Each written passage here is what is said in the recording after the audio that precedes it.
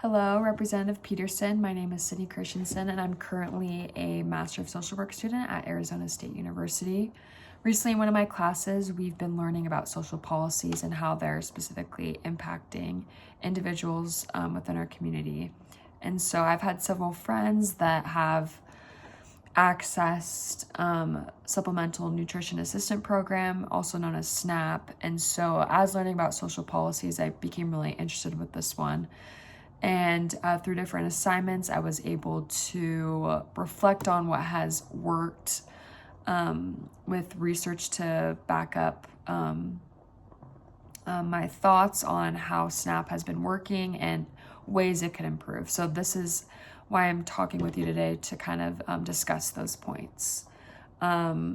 Just like I had mentioned, the existing social policy I want to identify as SNAP, and also specifically the work requirement and time limit associated with accessing it.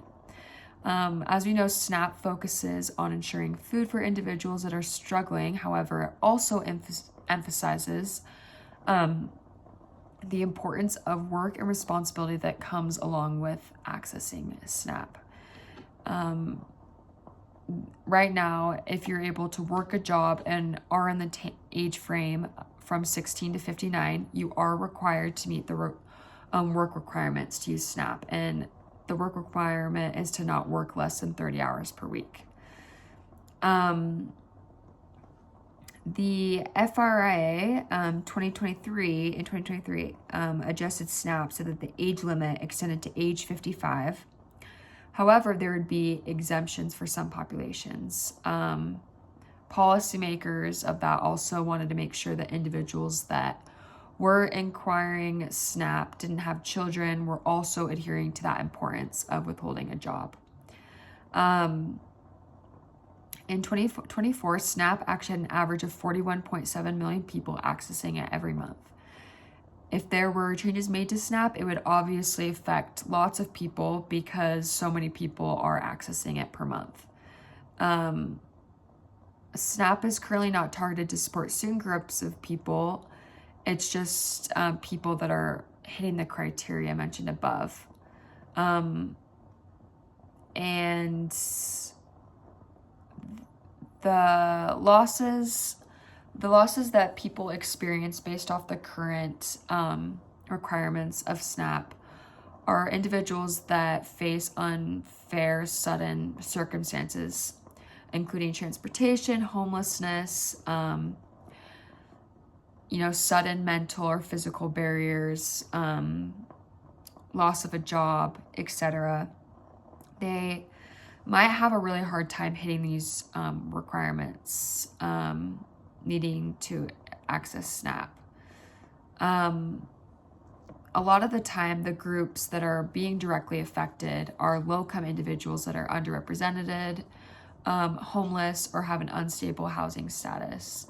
Research has shown that individuals that have lower education, homeless, are more subject to experiencing the time limits and conditions associated with accessing SNAP. Time limits of accessing SNAP can reduce the food care that people need to survive. Time limits can also increase discrimination since it's hard to detect whether or not individuals are getting adequate care. Sometimes situations bring limited evidence of the work conditions of the individuals accessing SNAP as well. Supporters of these requirements explain that this can help individuals that are struggling to be resilient and encourage engagement, meaning work, and really emphasize the work and responsibility that comes from accessing SNAP.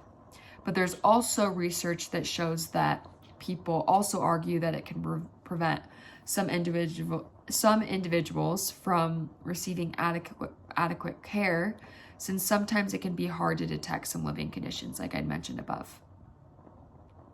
So to end, I'm asking to specifically reform the SNAP requirement and to extend the time limit policy by giving individuals a grace period of 6 months of accessing SNAP when faced with hardships.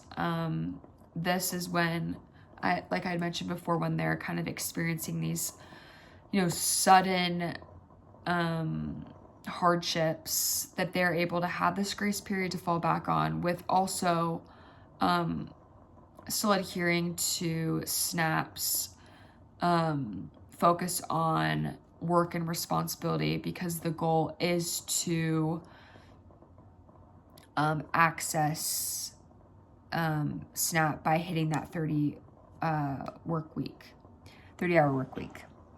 I also think, because we've talked about how it's hard to assess the work conditions and work environment of an individual that's accessing SNAP, that you as a legislator could conduct a survey of written comments of individuals accessing SNAP, and then send it to legislators in the USDA, and then make adjustments to see what is working and what is not. And I think that would be very sustainable in knowing what is best.